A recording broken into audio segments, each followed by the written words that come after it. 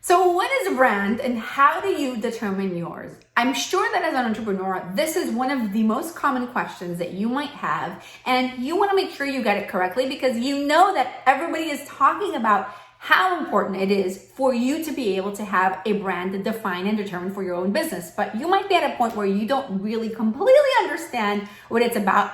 And I'm about to show you and walk you through what that is right now.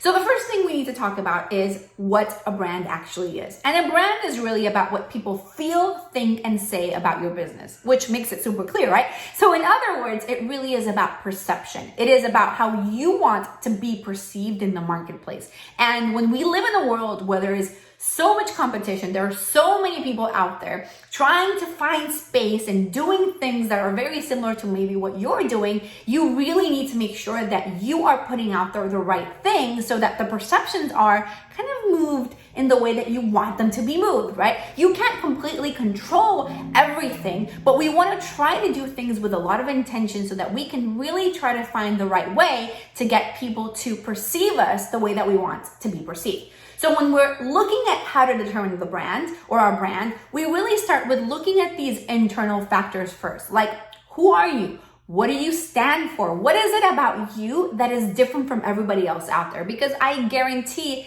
there are things about you that are unique. And the more capable you are of really uncovering these things, I call it, or I like to say, discovering your secret sauce and turning it into salsa, which means basically discovering or uncovering those things that make you as a brand and as a business unique and leveraging them to be able to captivate the right audience. The more that you're able to do that, the more that you're able to differentiate yourself and stand out from everybody else out there. So that first part of really being able to determine what your brand is all about comes from getting what you stand for first, getting what it is that you represent, what you believe in, and why people should choose you or should follow you or should buy from you instead of somebody else. And it's not about like I'm better than him or whatever. It's about I am who I am and I'm it. I am the thing. I am the person that you need to follow. And if you want better results or you want to have this or you want to have that, I am the person that you want to look at. So that part of understanding your brand is really crucial to you to be able to build that success and really determine your brand.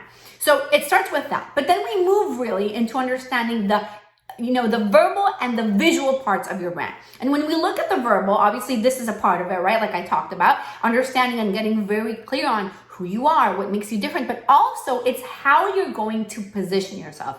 So what we're talking about when we look at positioning is really getting clarity on how you want people, kind of like what that mental position you want to have in people's brains around your brand or your business. So in other words, you want to be able to be perceived as the top. Maybe not, right? Maybe you're in an industry or in a niche where you're like, I don't necessarily want to be, seen as the top, but I want you to start thinking of yourself as the top. So what you want to do with when you're looking at how to determine your brand is really get that clarity on how you want to position yourself and how you want to communicate your value. And the number one mistake that most entrepreneurs are making when thinking about how to verbally position their brand and build their businesses is thinking that all they have to do is communicate what they do and that's it. Like a title, like, oh, I'm a fitness coach, or I'm a business coach, or I'm a graphic designer, or I'm a photographer, I'm this, I'm that.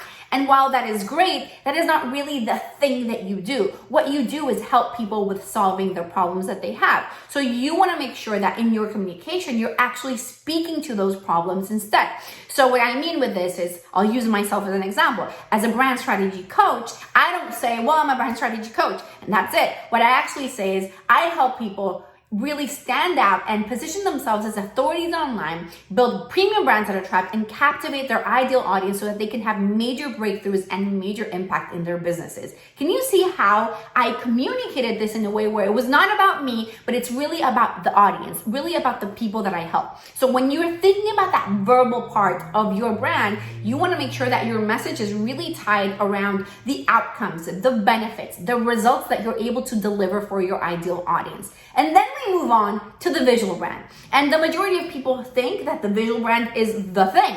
They think that, when people think of branding, they think, okay, all I have to do is design a logo and do colors and have this and that, and that's it. But really, that is a small part of your brand. That is the visual representation. It's not the verbal representation. So when we're looking at the visuals, we want to make sure that we have a brand that truly represents our value. Just like when we're looking at the verbal part and we want to make sure that we're saying things in a way that really brings people in, we want to make sure that the visual brand does exactly the same. And when we're looking at the brand identity, we have fonts, we have colors, we have the way that your images come together, you have your logo, you have your website, you have all of these visual representations of your brand, and you want to make sure that they're really doing a good job of showing how valuable you are.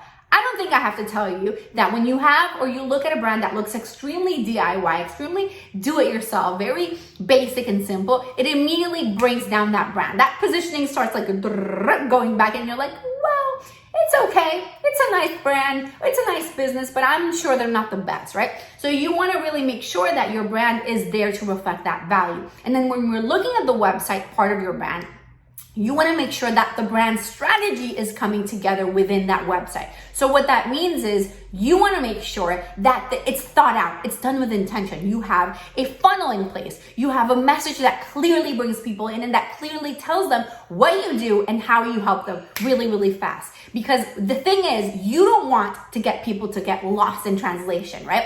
It's really, really fundamental because those who are confused simply don't buy. So you want to make sure that when you're building your message, you're building your website, you're building your brand in every single piece, in every single direction, you have a message that is really clear, it's compelling, and it's captivating the right people straight into your business, both verbally and visually. So when you're able to bring these elements together, it really is going to help you in establishing that brand, in determining who you are, and positioning yourself as the authority, or at least positioning your brand in the place that you want to be perceived, and taking that business all the way to the next level. I hope that this is helpful for you. If you liked it, please click on like below and subscribe to this channel.